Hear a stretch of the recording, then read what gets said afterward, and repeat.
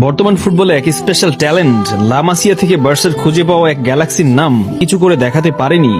বার্সার সবচেয়ে বড় এক্স ফ্যাক্টর লামিন।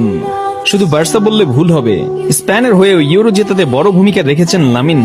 বার্সা স্পেনের মধ্যমণি এই 17 বছরের ছেলেটা, সে যে পরবর্তী ফুটবল বিশ্ব শাসন করতে এসেছে এর কোনো সন্দেহ নেই। মাঠে লামিন যা যা করেন তা দেখতে ঠিক ম্যাজিকের মতো। যে কেউ সমগ্র ছায়াপথ ঘুরে এসেও ব্রহ্মাণ্ডের সবচেয়ে উজ্জ্বল নক্ষত্র দেখতে পাবে লামিনের বাঁ পায়ে ট্রিভেলা পাসে। ড্রিবলিং, পাসিং, বল কন্ট্রোল অথবা জাদুকরি অ্যাসিস্ট কি নেই এই ছেলেটার কাছে। ইয়ামাল হলো এক শিল্পী যার রং তুলি হচ্ছে বল আর ক্যানভাস, 120 গজের সবুজ গালিচা, সব মিলে যেন পাবলো পিকাসোর আঁকা কোনো এক চিত্রশিল্প। এক কথায় বলতে গেলে মাঠে লামিন ইয়ামালের উপস্থিতি যেন এক টুকরো মুক্তোর মতো, যা আমাবস্যার অন্ধকার রাতেও জ্যোৎস্নার মতো আলো ছড়ায়।